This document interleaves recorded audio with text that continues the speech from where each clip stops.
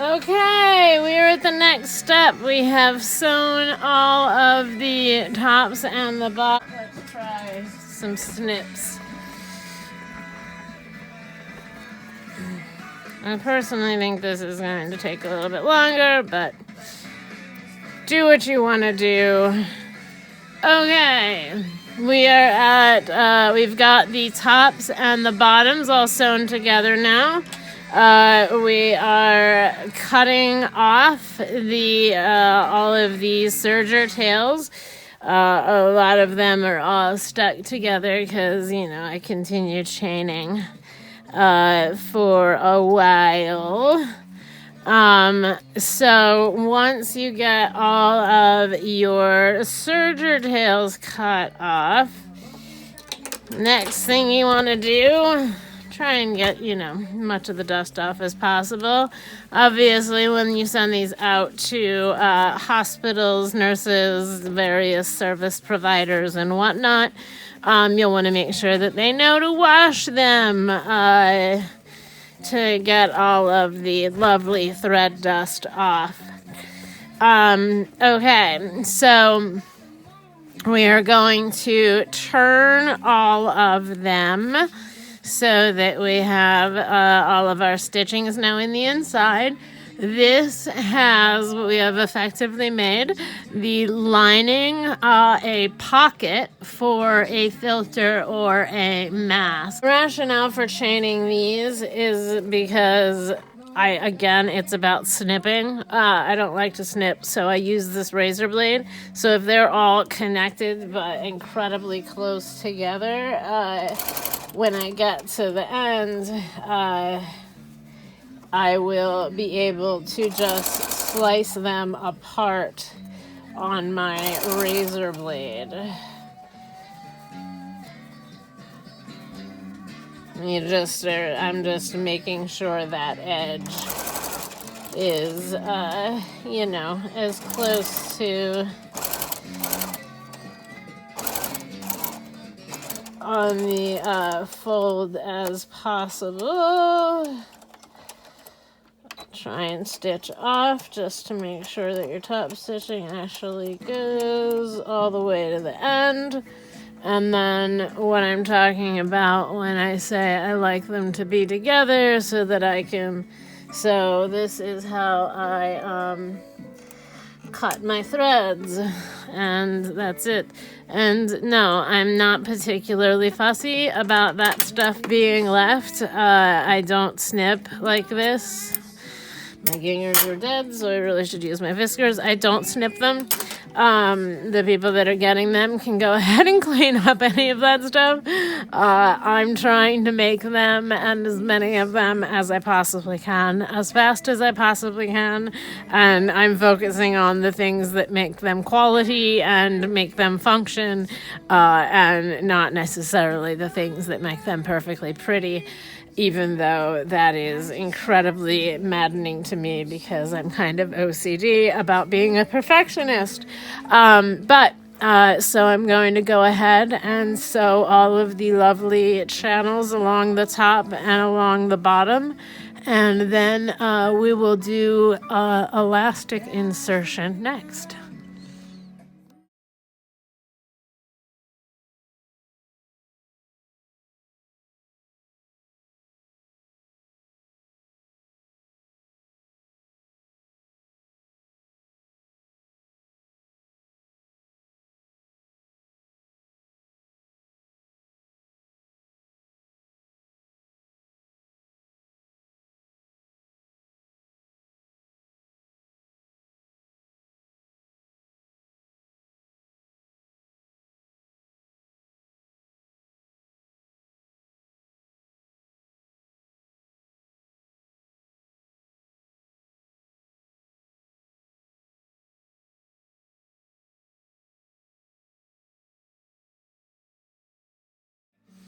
Okay, I have just finished sewing all of the channels along the top and the bottom of all of these lovely things.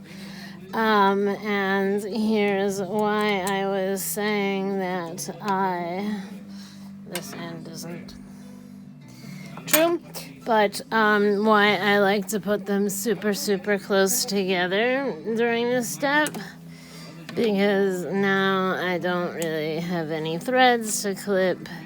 I just use the side of my machine. And then I can split these apart and have this be done pretty quickly. Again, I'm not selling these, so I don't have anybody judging my work. It's charity, leave me alone. I'm trying to do as much as I possibly can while I'm running a business. So, I'm gonna finish doing these, and then I'll bring it back in when we start elasticing.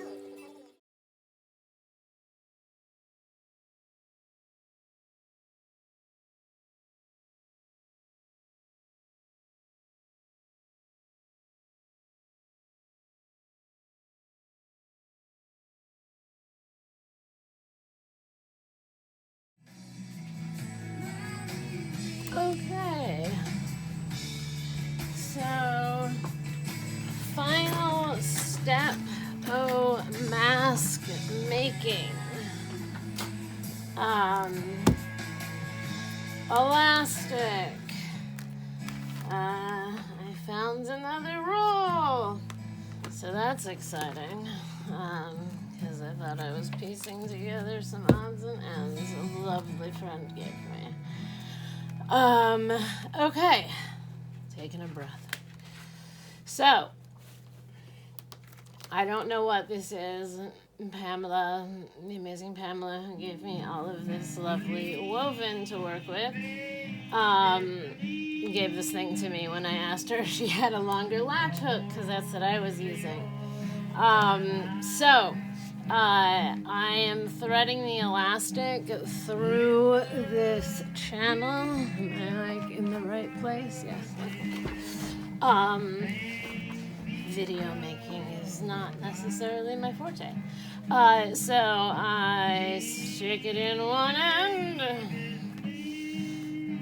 work it past the various sewn intersections.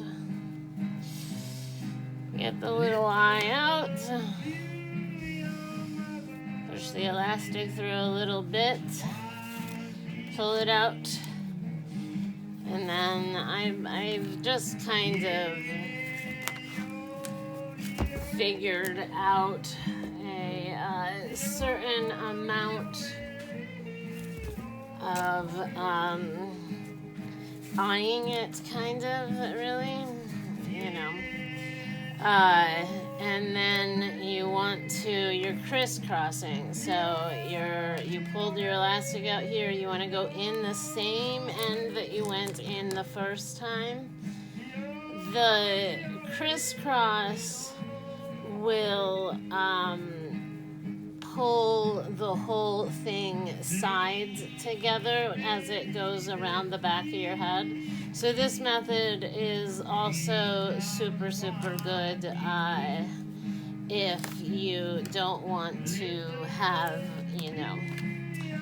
buttoned headbands on to protect your ears from the fact that you are having to wear a mask 24/7. Okay, people keep asking me about the length. I just make it so that it can you see this in the video? Yep. Okay, so I just make it so that it can lay flat open, because I'd rather err on the side of too long than not long enough. So crisscross it up in the back. And then I just take these two ends, tie a lovely knot in them, and then whoever is the receiver of this can adjust this for their face, and then you can just pull that knot right into the channel, turn it all around, so that you don't see the ugly knot on the back anymore. Or you can just leave it a knot in the back of your head. I don't personally care. I would say, you can see me picking up threads, you want to wash them, I'd say, right side out, and then put them in the dryer, and then turn them all inside out, wash them again, and put them all in the dryer. And then you can probably turn it right side out and have a mask to wear. It's just so that you're not breathing in all of the various thread dust and various threads and stuff. A couple of people asked if the serging gives you the smooth seam down the front. These aren't fashion, but I don't think it's a hideous seam. I don't sell them for the most part. I give them away. So, they're free. So I... So a couple more, and then that one was CL with interfacing on it, and then woven for the liner. The ones that are just all woven, the whole process is much faster. So, just something to keep in mind. In general, I'd say, working with the woven is just infinitely faster, and of course not going to make a liar out of me. It's infinitely faster. I was making like 6 masks a day before I got woven, and then I suddenly was able to make 30 masks in a day, and I have now done, this is on the table, there are 45 that I started 6 a.m. this morning cutting, and it's now, I believe, 3 o'clock. I'm probably going to take a break for lunch because I'm starting to shake, and I'm going to want to get things done quickly because I have a pre-order that I really need to get online, and I love these friends out so that they're getting their awesome pictures up so that I can do that. So, one more time, in through one side. You can also do this with a safety pin if you don't have a nice long little hook like this or a latch hook. It's completely up to you and what your resources are. So again, just to kind of demonstrate why it is that I personally prefer this method. Not only does the lining become a very nice, quick, easy pocket for a mask or a filter, but no, did I do this wrong somehow? I had to have, or it wouldn't be like this at the moment. Dun, dun, dun. Of course I did. Alright. So let's try and do this. I can't talk and do things at the same time. Yeah, let's go with that